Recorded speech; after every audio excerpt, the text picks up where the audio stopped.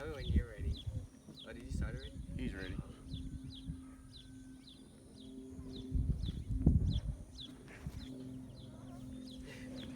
Okay.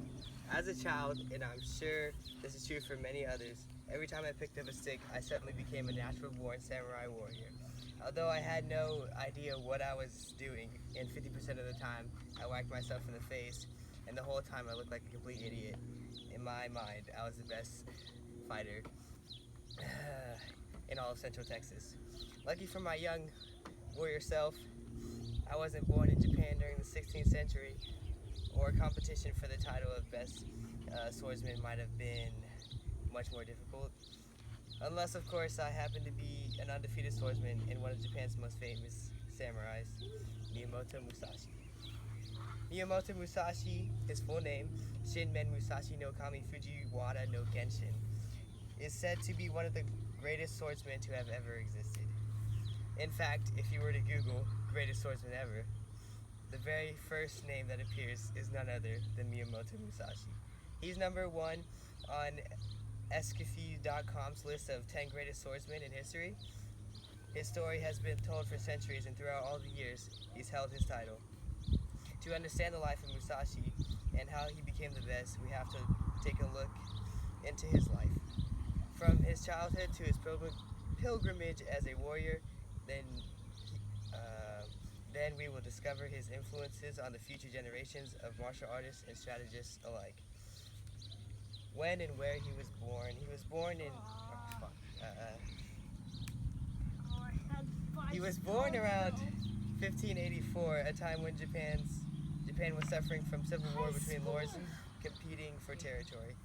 His place of birth was Miyamoto village in the Harima province, which is in the southwestern part of present-day Hyogo prefecture.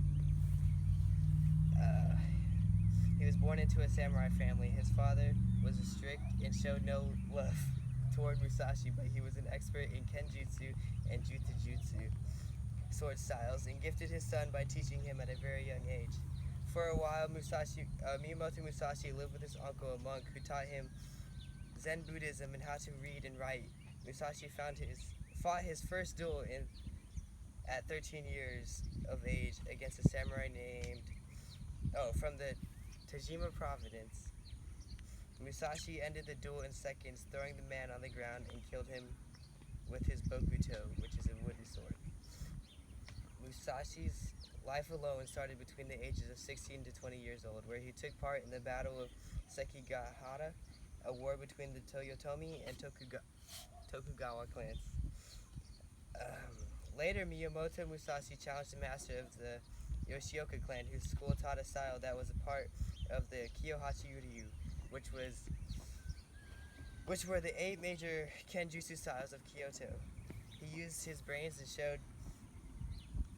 showed up late to their duel, which angered the master, Yoshioku Seijudo, causing Musashi to strike him easily with his bokuto on the shoulder, and the master to accept defeat.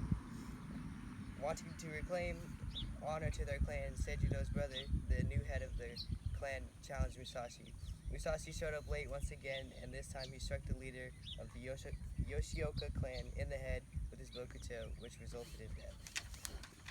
As a final attempt to restore their clan's honor, the new head of the clan challenged him once more, but the new head, but a 12-year-old child, they're seemingly sketchy.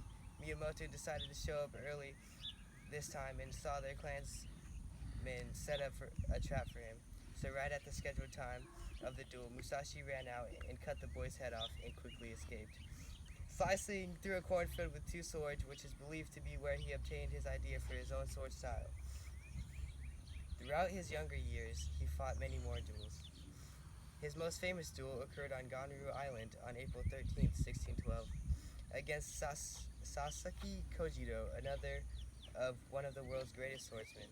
A duel between 2 legends, yet Musashi still arrived extremely late from a boat ride by a local fisherman, where he carved a bokuto out of a roe, which he used to end Kojiro's life by countering his katana and striking him in the rib, puncturing his lungs.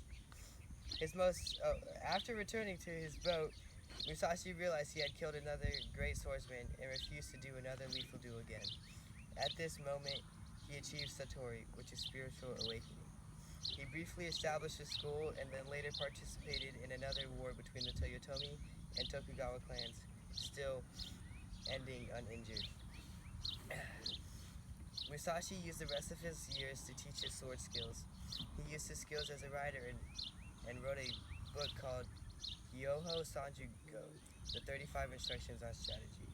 Once he got old and near death, he retired to a cave where he wrote 2 more books. His masterpiece, Go Rin Sho, the Book of 5 Rings, is still used to teach martial arts and strategy today.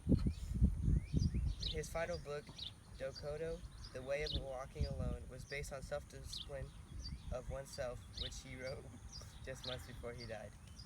Miyamoto Musashi, the epitome of the wandering samurai and the greatest swordsman of all time, influenced strategy, swordsmanship, and self-discipline for generations to come.